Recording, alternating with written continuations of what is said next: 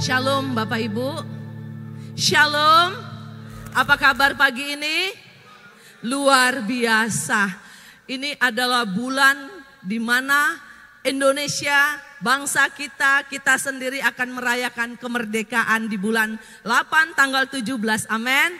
Dan saya imani saudara, bukan hanya bangsa kita saja yang mengalami kemerdekaan, tetapi hidup kita, keluarga kita di bulan ini juga mengalami kemerdekaan. Haleluya. Kita mengalami kemerdekaan di dalam keuangan. Amin. Mengalami kemerdekaan di dalam sakit penyakit kita. Kita mengalami kemerdekaan di dalam kegagalan kita. Kita mengalami kemerdekaan di dalam kekurangan kita. Yang setuju, yang sepakat dengan saya katakan amin. Beri kemuliaan buat Allah kita. Bapak Ibu yang terkasih, pagi ini firman Tuhan yang akan saya bawakan yaitu kita adalah ciptaan baru yang lama sudah berlalu. Tim multimedia ada kesalahan? Ya. Kita baca bersama-sama saudara terkasih 3, 2, 1.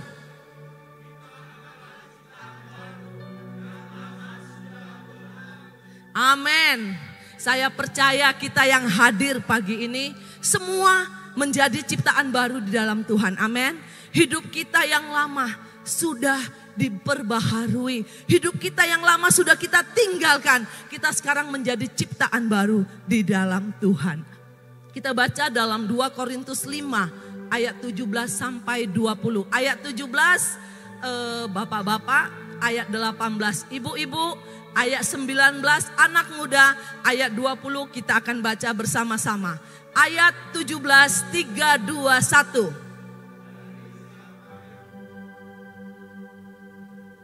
Ya, kita ulangi ya. 2 Korintus 5 ayat 17 sampai 20. Ayat 17. Bapak-bapak 3, 2, 1.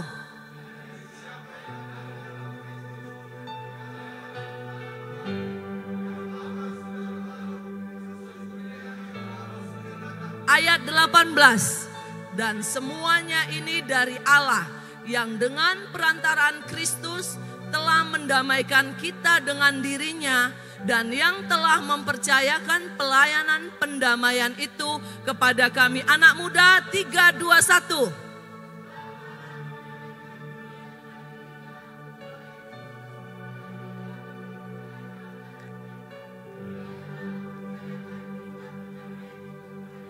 Ayat 20 kita baca bersama-sama saudara terkasih 3, 2, 1. Jadi kami ini adalah utusan-utusan Kristus. Seakan-akan Allah menasehati kamu dengan perantaraan kami dalam nama Kristus. Kami meminta kepadamu, berilah dirimu didamaikan dengan Tuhan, dengan Allah. Ya, ciptaan baru. Kalau kita renungkan saudara, ciptaan baru itu mungkin Tuhan menciptakan kita sekali lagi. Bukan. Ciptaan baru yang dimaksud di sini adalah hidup baru dalam Tuhan. Dalam Roma 6 ayat 4 dikatakan, dengan demikian kita telah dikuburkan bersama-sama dengan Dia oleh baptisan dalam kematian, supaya sama seperti Kristus telah dibangkitkan dari antara orang mati oleh kemuliaan Bapa. Demikian juga kita akan hidup dalam hidup yang baru.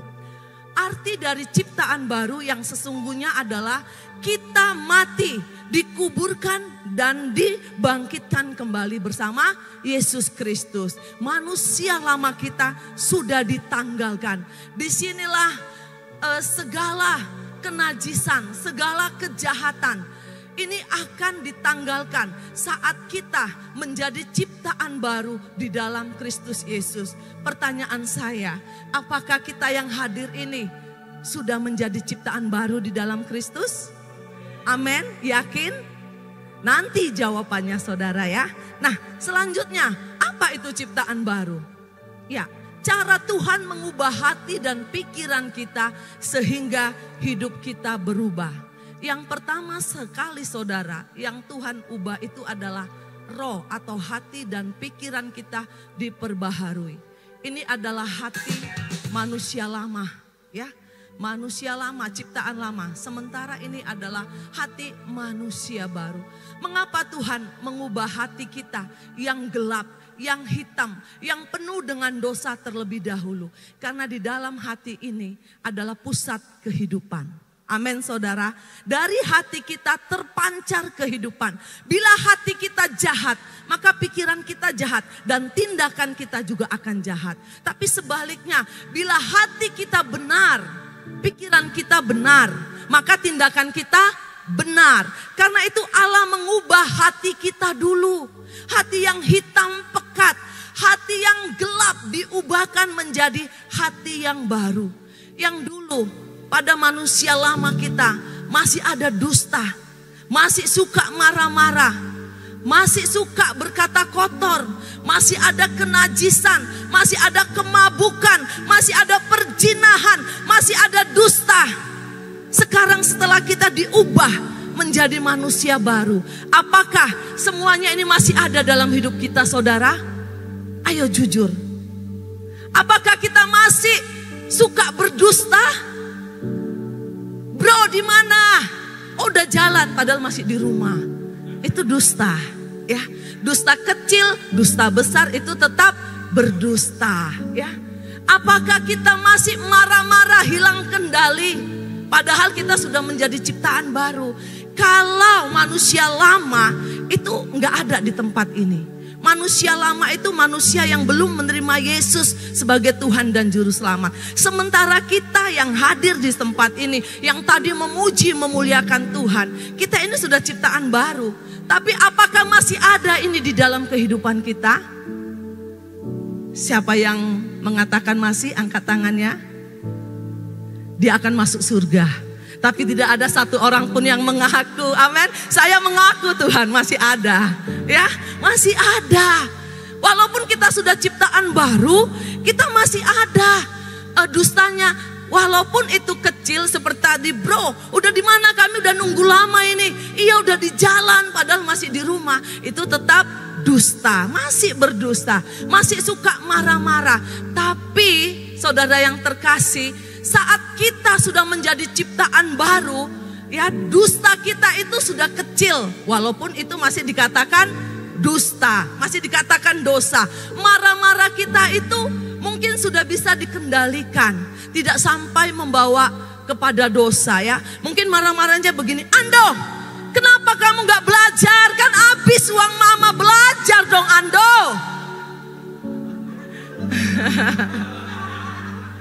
Ya, memang suaranya kuat, ngegas, tapi tidak menimbulkan dosa, amin. Kalau saya marah seperti itu Bapak Ibu, berdosa gak saya? Tidak, ya. Tapi sebelum saya menjadi manusia baru, masih menjadi manusia lama, ciptaan lama, mungkin marah saya gini, kurang ajar kamu ya, anak gak tahu diri, bodoh, bego. Mungkin begitu ya Bapak Ibu ya. Ada pertobatan setiap hari yang kita lakukan apabila kita sudah menjadi ciptaan baru. Harus berkurang, ya. Bapak Ibu jangan sudah jadi ciptaan baru, marah-marahnya lebih besar daripada saat menjadi ciptaan yang lama. Itu sudah warning ya. Berarti kehidupannya itu masih diikat oleh setan. Maaf kalau saya ngomong seperti itu. Karena apa? Karena hati ini kalau diikat oleh setan akan menjadi hitam. Perkataan kita akan menjadi perkataan yang menyakitkan. Amin. Tapi kalau hati kita diikat oleh firman Tuhan, saat kita marah, perkataan kita perkataan yang membangun, perkataan firman, perkataan yang membangkitkan orang yang kita marahi. Amin. Jadi saudara, mari kita sadar saat ini. Apakah hari-hari ini kita dikatakan sudah ciptaan baru, tapi hati kita masih hitam, ya, masih suka berdusta, masih suka marah-marah tanpa kendali, masih suka berkata kotor, masih suka yang najis-najis. Padahal kita sudah menjadi ciptaan baru. Sia-sia pengorbanan Tuhan di atas kayu salib, amin. Sia-sia. Padahal untuk menebus kita, menjadikan kita manusia baru, Tuhan harus berkorban, memberikan nyawanya. Apakah itu ada kita hargai saudara? Apakah itu ada kita renungkan sehingga di saat kita melakukan dosa kita berpikir 1000 kali lipat? Jarang sekali hari-hari ini kita menghargai karya terbesar Tuhan di dalam hidup kita. Kita mengatakan itu hal yang sepele. Karena di saat aku membuat dosa, aku datang kepada Tuhan mohon pengampunan, Tuhan akan mengampuni aku. Itulah yang terbesit setiap saat di dalam kehidupan kita. Tapi dengar saudara, Tuhan itu maha tahu. Amin. Dia tidak bisa dimanipulasi. Dia tidak bisa kita sogok. Dia tidak bisa kita bohongi. Karena dia tahu hati kita yang sebenarnya.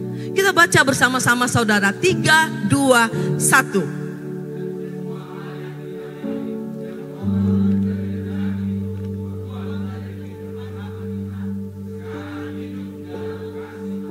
Ya, serentak ya saudara dengan suara yang bersemangat. 3, 2, 1. Dan semua hal yang tidak baik, yang kotor dan yang jahat itu dibuang dari kehidupan lama kita. Sekarang hidup kita di dalam kasih Allah. Beri kemuliaan buat Allah kita. Jadi sekarang saudara, hidup kita sudah ada di dalam kasih Allah. Pertanyaannya, mengapa Tuhan menjadikan kita ciptaan baru? Karena Tuhan mau kita membawa berita pendamaian. Kita baca di ayat 18, 3, 2, 1. Dan semuanya ini dari Allah yang dengan perantaraan Kristus telah mendamaikan kita dengan dirinya. Dan yang telah mempercayakan pelayanan pendamaian itu kepada kami. Apa? Salah pencet. Haleluya. Ya. Mengapa Tuhan menjadikan kita ciptaan baru? Supaya kita membawa berita pendamaian. Di sini dikatakan, dengan perantaraan Kristus telah mendamaikan kita dengan dirinya. Supaya ya, kita dipercayakan di dalam pelayanan pendamaian itu. Saudara yang terkasih, firman Tuhan berkata, berbahagialah orang yang membawa damai, karena mereka akan disebut anak-anak Allah. Hari ini saya mau bertanya, apakah hidup kita sudah membawa damai hari-hari ini? Coba lihat, orang di kanan kirimu, suamimu, istrimu, anakmu. Karena mereka yang tahu apakah hidup kita setelah menjadi ciptaan baru, kita membawa damai di tengah-tengah keluarga kita. Hai ibu-ibu, apakah engkau sudah membawa damai bagi suamimu, bagi anakmu? Apakah engkau masih mengungkit-ungkit kelemahan suamimu? Apakah engkau masih mengungkit-ungkit masalah suamimu? Yang bisa merasakan hidup kita ini menjadi ciptaan baru, hidup kita ini memberitakan kabar damai di tengah-tengah keluarga kita adalah orang terdekat kita. Amin. Kalau suami saja sudah risih di dekat kita, anak-anak aja udah menjauh dari kita, apa yang kita impartasikan saudara? Ya, coba nanti tanya terhadap satu keluarganya, Pak, Ma, aku ini sudah membawa damai belum ya? Tanya dulu. Bukan orang di luar sana kita tanya, tapi keluarga kita dulu. Jangan-jangan dengan kehadiran kita semua gelisah, semua jadi gatal, semua jadi menjauh, semua jadi tidak bahagia. Mari kita pikirkan. Di sini Tuhan menyuruh kita membawa berita kedamaian, dimulai dulu dari keluarga. Apakah kita sudah membawa damai bagi suami kita? Apakah kita sudah membawa damai bagi istri kita, bagi anak-anak kita, bagi orang tua kita, bagi mertua kita? Bohong saudara, kalau kita bisa membawa damai keluar, ya, tetapi di rumah masih acak-acakan. Itu adalah damai yang dibuat-buat. Karena yang sesungguhnya damai itu harus berasal dari rumah dulu. Amin. Amin. Ya, mulai sekarang, mana tangan kananmu saudara, letakkan di hati. Aku harus menjadi pembawa damai. Ya. Ya, karena itu yang Tuhan minta. Mendamaikan kita dengan dirinya. Jadi Tuhan mempercayakan kita pelayanan pendamaian itu saat ini. Jangan ada yang takut, jangan ada yang minder, karena Tuhan sudah percayakan kita untuk memberitakan pendamaian itu di seluruh dunia. Jangan bilang, Tuhan aku manusia terbatas, Tuhan aku sepertinya nggak layak, aku sepertinya nggak bisa. Tuhan sudah percayakan. Kalau Tuhan sudah percayakan, apakah kita bisa dipercaya? Itu pertanyaannya. Tuhan sudah berikan kita mandat untuk menjadi pembawa damai. Sekarang pertanyaannya, mau nggak kita menerima kepercayaan itu dari Tuhan, menjadi pembawa damai bagi sesama kita? Mau nggak kita? Tuhan nggak lihat siapa kita, Tuhan nggak lihat kekurangan kita. Musa saat dia mau memimpin bangsa Israel, Musa bilang, Tuhan, aku orang yang fasih lidah, aku orang yang nggak bisa ngomong. Tuhan bilang, akulah Tuhan yang bisa membuat mulut bisu menjadi bicara, telinga yang tuli bisa mendengar. Jadi hari-hari ini, di saat engkau mau menerima tugas yang telah dipercayakan Tuhan kepadamu, engkau akan bisa membawa berita pendamaian bagi keluargamu, bagi orang tuamu, bagi sahabat-sahabatmu. Amin. Berikan kemuliaan buat Allah kita. Jadi jangan ada lagi yang merasa nggak mampu. Jangan ada lagi yang merasa minder, nggak percaya diri. Tuhan akan mampukan setiap kita yang mau. Amin. Mau dulu. Saya bukti nyata, saudara. Saya ini orangnya juga fasih lidah, nggak punya mental untuk bisa berdiri di tempat ini. Tapi saya bilang, Tuhan, kalau Tuhan suruh saya mau, tapi kuatkan ya Tuhan, sertai ya Tuhan. Tuhan begitu menyertai Boksu, saya mau penyertaan yang sama ada dalam hidup saya. Amin. Saya mau jemaat Peniel juga begitu. Bagaimana aku bisa? Katakan, Tuhan kau menyertai Musa, Yakub, Abraham, Daud. Begitu engkau menyertai mereka, penyertaan yang sama Tuhan ada dalam diriku. Karena bagi Tuhan tidak ada yang mustahil. Yang kedua, mengapa Tuhan menciptakan kita menjadi ciptaan yang baru? Yaitu untuk visi keselamatan. Tuhan menjadikan kita ciptaan baru bukan karena iseng-iseng, bukan karena suka-suka Tuhan, tapi ada visi keselamatan yang Tuhan taruhkan, yang Tuhan percayakan di dalam kehidupan kita. Kita baca di dalam ayat 19, 3, 2, 1. Sebab Allah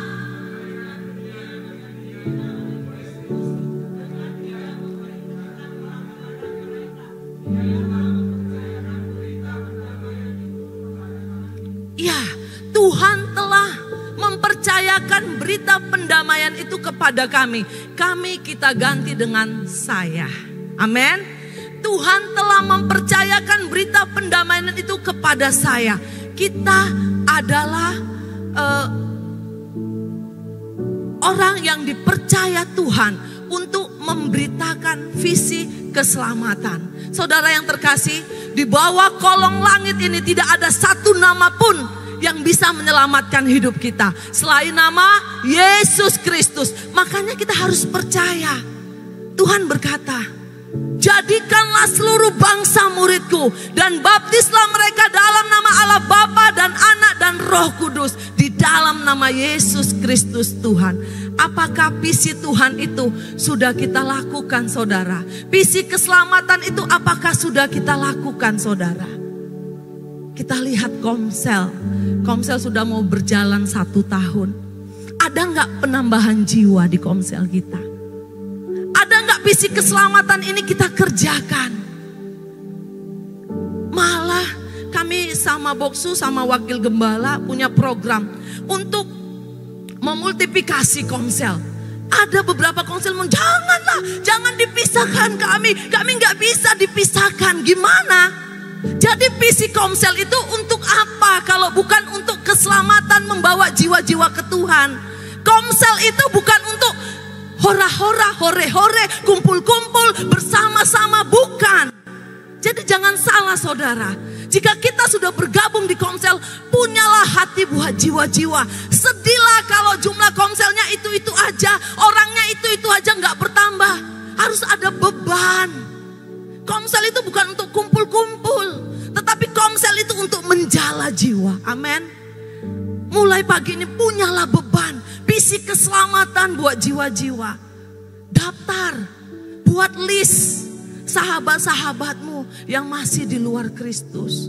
Buat list anak muda di sekolahmu. Mungkin banyak yang masih di agama seberang. Daftar. Gimana semua mau menjangkaunya? Aku gak tahu firman, aku gak tahu berkhotbah. Tuhan cari buah. Ya. Sebesar apapun pelayanan kita, sehebat apapun kita beribadah, kalau kita nggak punya buah, itu akan dibinasakan oleh Tuhan. Lihat pohon ara. Tuhan jauh-jauh datang.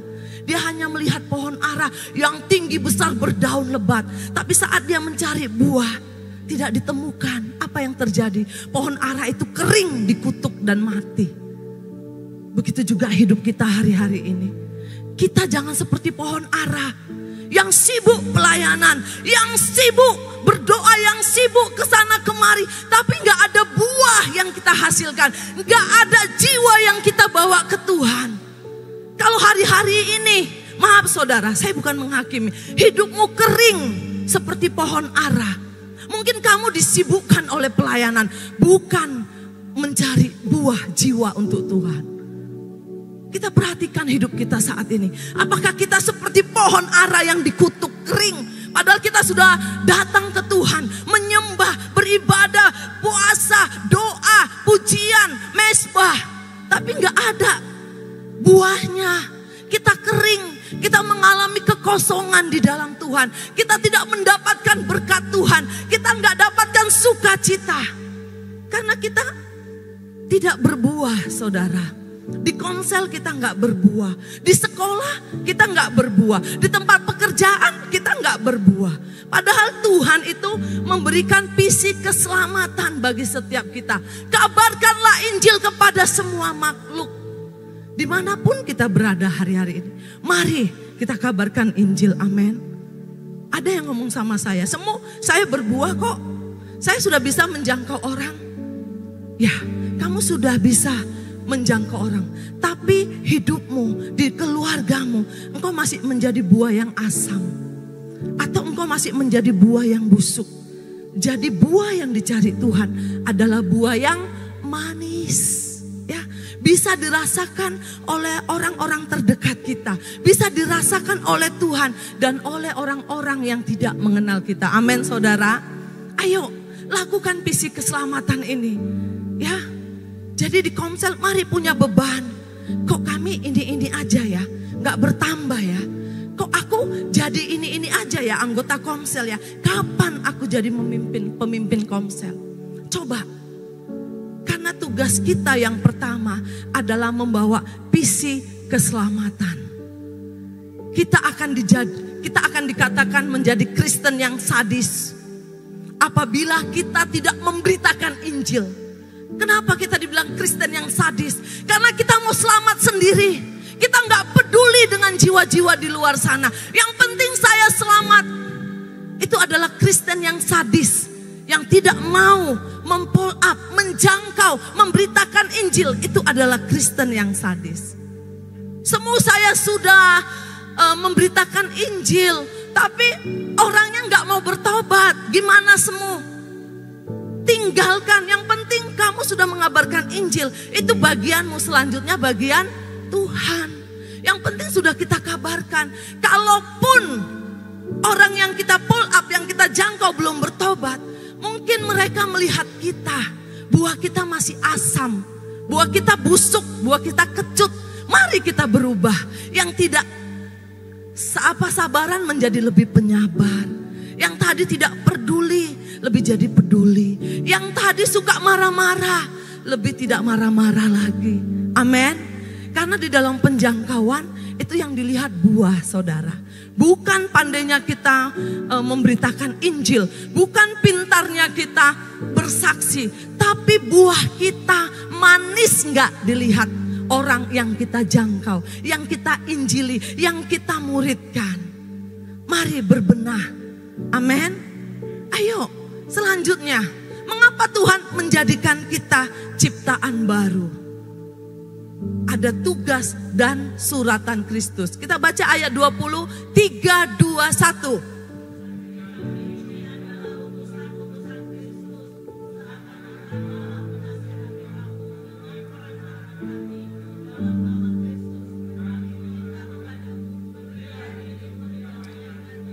Ya. Jadi kami ini adalah utusan-utusan Kristus. Seakan-akan Allah menasihati kamu dengan perantaraan kami dalam nama Kristus. Kami meminta kepadamu, berilah dirimu didamaikan dengan Allah.